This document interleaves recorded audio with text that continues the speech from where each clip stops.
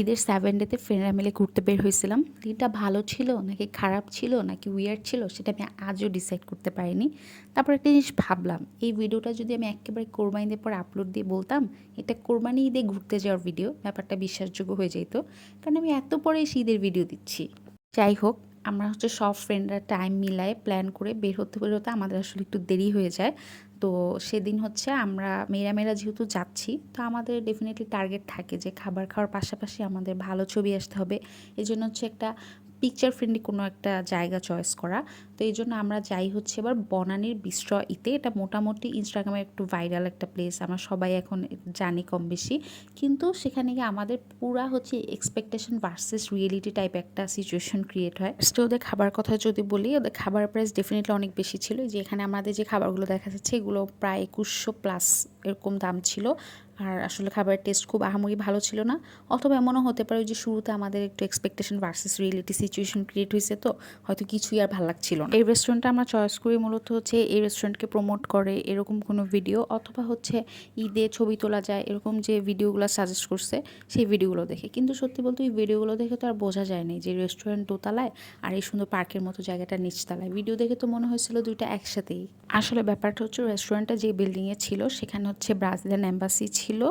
তো খুব সম্ভবত এই জায়গাটা হচ্ছে এম্বাসির আন্ডারে পড়ে। আর এম্বাসি থাকার কারণে তো কিছু সিকিউরিটি ইস্যুস থাকেই, যার কারণে ওখানে সিকিউরিটি লোকজনরা আসলে পছন্দ করছিল না রেস্টুরেন্ট থেকে মানুষজন এসে সেখানে ক্যাওস তৈরি করুক, ছবি টবি তুলুক, পছন্দ করার মতো কথাও না আসলে।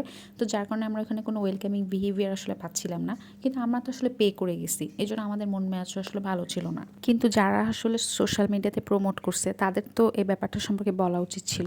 তো এরপর যেহেতু পেট মন কোনোটাই আসলে আমাদের ভরে নাই, তো পেট মন দুটাই ভরানোর জন্য আমরা চলে গেলাম চস বিডিতে। সেখানে আমরা হচ্ছে একদম পেট ভরে দুপুরে লাঞ্চ করি আর মন ভরে সত্যি কথা সেখানে ছবিও তুলি। ওখানে ছবি তোলার অনেক সুন্দর সুন্দর জায়গা ছিল যেগুলো আমি একটু আগে দেখাই ফেলছি। আর সত্যি কথা ওদের খাবারও অনেক ভালো ছিল। প্রাইস ডেফিনেটলি একটু বেশি ছিল যেহেতু ভিন্ন কুইজিন, বাট প্রাইস তুলনায় টেস্ট ভালো ছিল। আর আমরা ওখানে খাবার দাবার খাওয়ার পরে বেশ অনেকক্ষণ বসে হচ্ছে গল্প করি, আড্ডা দিই।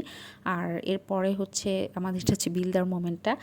ফ্রেন্ডরা মিলে যেহেতু গেছি ডেফিনেটলি সবাই শেয়ার করেই হচ্ছে বিল দেবো। আমার ফ্রেন্ডরা দেখলে আবার হচ্ছে একটু মাইন্ড করতে পারে যে আমি কেন এরকম শেয়ার করার মোমেন্ট হচ্ছে দেখাই দিছি। কিন্তু আমার ধারণা ফ্রেন্ডরা মিলে গেলে তো এভাবে শেয়ার করেই সবাই বিল দিবে। তো এরপর হচ্ছে আমরা ভাবলাম হচ্ছে ডেজার্ট খাওয়ার জন্য কোথাও যাওয়া দরকার। তো আমরা হচ্ছে গেলাম হচ্ছে স্লতে। কিন্তু সেখানে গিয়েও হচ্ছে একটা ঝামেলা লাগছে, ওইখানে আসলে এত পরিমাণে ভিড় ছিল আমাদের হচ্ছে 30 মিনিটের মতো ওয়েট করতে হয়েছে, তারপরে আমরা সিট পাই।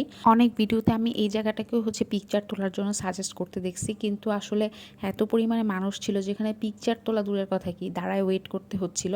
আর আমি যেহেতু সন্ধ্যাবেলায় গেছি আসলে ওদের আউটডোরটা তখন অফ ছিল, দিনের বেলায় গেলে হয়তো বা সেখানে হয়তো সুন্দর ছবি টবি তোলা যেত। বাট হচ্ছে আমি যদি ওদের খাবার নিয়ে বলি, আমরা হচ্ছে সেখানে 2টা ডেজার্ট অর্ডার করি। একটা হচ্ছে চিজ কেক, আর একটা আসলে সত্যি কথা কী অর্ডার করছি আমার নামটা মনে নেই। কিন্তু চিজ কেকটার কথা যদি বলি, আমি যে এটা ফার্স্ট বাইট, এটা আমি এক্সপ্রেশন দেখে বোঝা যাচ্ছে যে এটা আসলে কী পরিমাণ মজা ছিল। আমি আমার ফ্রেন্ডকে বলতেছিলাম যে মানুষ কি হাবিজাবি খায় নেশা করে, এগুলা খায় না নেশা করবে। পর সেখান থেকে হচ্ছে আমরা বেইলি রোডে যাই, রাস্তায় না আমি মাঝখানে ছিনতাই হইতেও দেখছি, এক বেটা ছিনতাই করে দৌড় মারছে। তো যাই হোক সেখানে হচ্ছে আমরা চা খেতে খেতে আড্ডা দিচ্ছিলাম। আসলে দিনটা না একটু উইয়ার্ড ছিল, একদম পারফেক্ট ছিল না, কারণ আমরা এরকম ফ্রেন্ডরা মিলে পারফেক্ট দিনও আসলে কাটায় আসছি আগে, একটু উইয়ার্ডই ছিল।